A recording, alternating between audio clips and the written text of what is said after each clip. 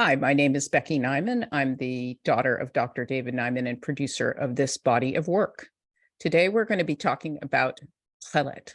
Tchelet is a color that is mentioned in the Bible and the Talmud, but we have lost the formula for Tchelet, and therefore we didn't know what color this was. In addition, Tchelet is created by using a marine animal called the Chillazon. And we didn't know what the Chillazon was. So today we have Baruch Sterman, and Baruch is an expert on Tchelet. Baruch is a physicist and an electrical engineer, and he has devoted his time to figuring out this mystery. Welcome, Baruch. Thanks, Becky. Wonderful to be on your interview show. Can you tell us a bit about the origin of Tchelet? That is, when is the first mentions of Tchelet in the Bible? Well, actually, the first mentions of Tchelet and the word Tchelet predates the Bible. The first time we have it written is in the Tel El Amarna letters, which are 1500 BCE. And there you have lists of a dowry that was presented by the king of the Mitanni up in northern Syria, whose daughter was marrying a prince of Egypt. And they exchanged gifts, and one of those gifts was takiltu, or Tekhelet. And so this is the first time that you have the actual word mentioned. We believe that probably around 1750 or so BCE, someone on the island of Crete, the Minoans, discovered that you could produce from these seashells, sea snails, you could produce this magnificent dye that ranged from blue to purple. And the dyes were fast, luxurious, absolutely beautiful. And what was more interesting was their color, blue and purple. These were colors that were virtually unknown in the ancient world. There was really nothing that could compare to them in terms of their magnificence. And when this was discovered, it blew the market away. And anybody who was anybody, if they could afford it, wanted to have these colors. And again, before the Bible, I guess it's some kind of a Semitic language. I don't know if it's Canaanite or Akkadian or Ugaritic or who knows what, but it's you had these two dyes, takiltu and argamanu, and in Hebrew that's Tchelet and argaman. And traditionally, Tekhelet was the more blue, argaman was the more purple. And how were these colors used? How was the cloth used? Well, these colors take on wool, so you would dye the wool, and when you would dye the wool, you then weaved it, or did everything you did with wool. You would twist the wool into threads, and the threads into strings, and then the strings into fabrics. When the Bible comes to see beautiful, precious materials and objects, so it doesn't deny their beauty, but what it does is it tries to sanctify them. In the world around, in society at large, you would have these kinds of robes, purple and blue, and they signified great wealth and power, right? And that was true all throughout the thousands of years that shellfish dyes were traded and were produced over the millennia from 1750 till probably around 600 CE, 800 CE, and maybe a little bit later. But in all of those cases, it was the princes, the generals, and the emperors who would be the ones that would be allowed to and could afford to wear these kinds of precious robes and materials. But the Bible, again, tries to sanctify that. And so the first time that we find these precious fabrics, Tekhelet and argaman, blue and purple, we find them in the list of precious fabrics that are used to drape the sanctuary, the tabernacle, that are used on the clothes of the high priest and even on the regular priests. So these were things that were used in the most sacred and the most glorious contexts in a dedication to God. So these were worn by the high priests? Yes. The clothes of the high priest had, there were 4 extra clothes that he wore in addition to the basic white garments or undergarments that the regular priest wore. The most outstanding of all of these, and what you would really see when you looked at the high priest, besides for a little band on his head, a diadem of gold or a breastplate, but these were fairly minor. I mean, they may have been beautiful, but they were, when you looked at the high priest, you saw his robe, and his robe was made of pure Tekhelet, Ptil Tekhelet, so much so that when Josephus described, who saw the high priest, when Josephus in the Second Temple times describes the high priest, he describes him as looking like the sky, like a piece of the sky, because he was pretty much adorned completely in this this Tekhelet, which is sky blue. Now, what's exciting about the Bible's approach to this, which you would assume again is something that makes sense if you're the highest, holiest of all, right? And yet the Bible commands that each and every Jew affix 1 thread of Tekhelet to the corner of his garments, the tzitzit. And what that does, and Professor Milgram pointed this out so beautifully, it's a democratization of holiness. And it's a statement that everybody belongs to this priestly nation, which is what the Bible calls the Jewish people. It's a priestly nation, a kingdom of priests.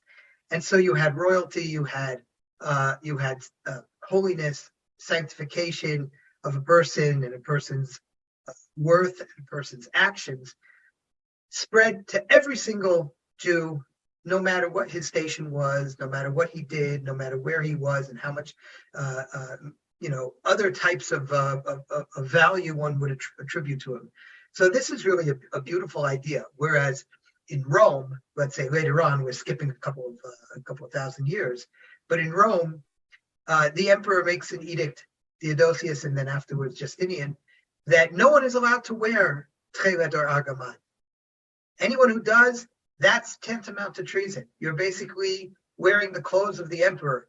You can't even have it in your house, and if you do, then one is liable with death, with the punishment for treason. But that is obviously completely foreign and against everything that the Bible believes. Tekhelet declined over time, and also I understand it was diluted by another dye that came about. A plant dye, indigo, as its name implies, probably came originally from India or the Far East. And it's a plant, and it has a beautiful blue color as well. It seems, whether true or not true, it certainly was perceived as an inferior dye, meaning maybe it wasn't as fast, and maybe that had to do with the way, the dyeing process for the plant indigo as opposed to snail. But anyway, that was what the Talmud calls kala ilan, which is indigo. That was considered a fraudulent Tekhelet. It was not fit for ritual purposes. And on the other side of the coin, the Romans also put no restrictions on it. So whereas the snail blue was considered sacred and precious, the plant indigo was considered a cheap imitation. Again, I say whether it's true or not true because they're molecularly identical. Snail Tekhelet is based on the same indigo molecule. It just gets there in a little bit of a different way.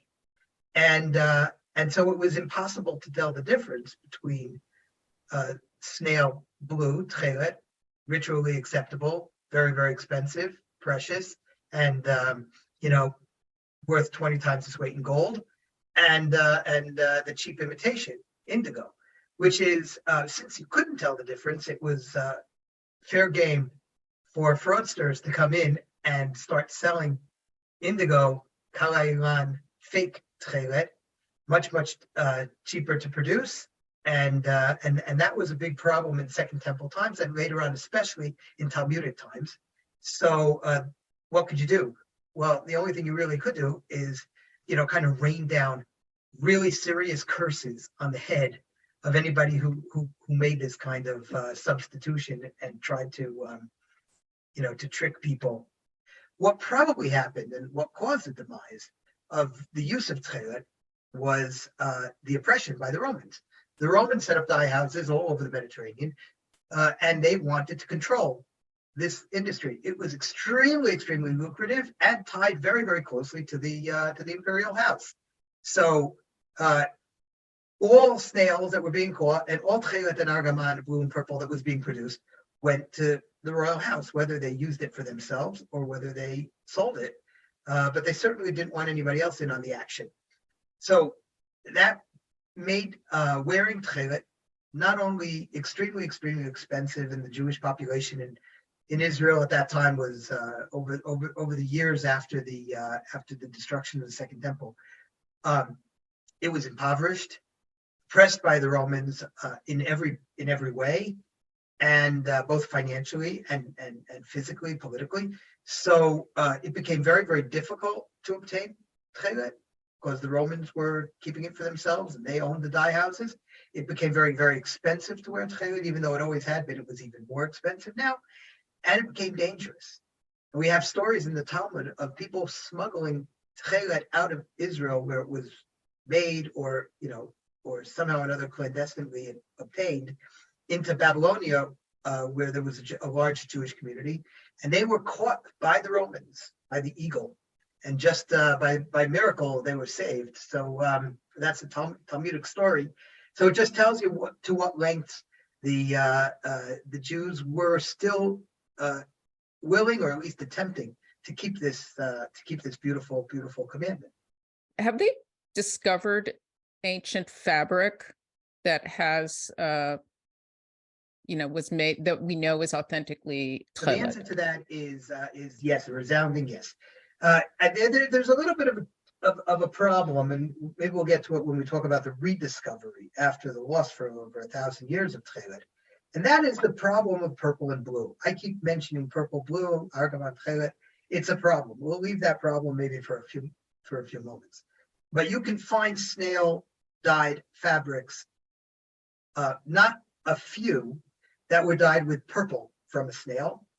You also, over the last 20 years, 2 fabrics were discovered, at least 2. There's an argument about the third, but at least 2 were discovered that were dyed with murex. Murex is the name of the snail, by the way. This is, I know you let it out. that is the murex. It's a species called Murex trunculus or Hexaplex trunculus, depending on what your flavor is. And we'll get to the argument about source and how they discovered which snail. Yeah. Right. So in any event, these 2 were discovered just over the last couple of years, and one was on Masada, one was in a cave in the Judean desert called Morbaat. And it's very, very hard to find fabrics that are more than a couple of 100 years old. So any fabric that's found, which is thousands of years old, is in and of itself amazing. But to find these 2 fabrics that were dyed blue from the murex snail was really, really amazing, and it's because of the unique properties of the Judean desert. Very, very, very dry, and so these were found. The one on Masada comes from the 1st century. It was dated to the 1st century CE. And the one in Morbat a little bit later, to a cave where Bar Kokhba rebels. So Bar Kokhba is about 135, 136, 137, that area. So this was found in the same cave. It was a cave of the letters, where some of Bar Kokhba's letters were found. So yes, they did find that. Now, if you're ready to go back a little bit further, to around 3,000 years ago, then we have no fabrics of Tekhelet from that period, but we do have shards of vats that they used to dye the wool in. Some of them are purple and some of them are even blue. And the largest collection of shards of vats that were used in these murex snail dyeing installations comes from a tiny little village called Shikmona, which is a little hill just at the southern end of Haifa today. And it's such a strange find because it has no port, not particularly easy to get to, and yet it's got shards and pottery from all over the Mediterranean, which is just so strange. And it also has the largest collection of shards. If I'm not mistaken, I think you have more of these, dyed or stained shards at Shikmona than have been found in all of the rest of the Mediterranean put together. So it was a huge, huge important center for dyeing Tekhelet, and it's a tiny, tiny little village. It never was very, never was really anything other than that. So it must have been a village of dyers with great fame, and people were coming from far and wide to buy their wares.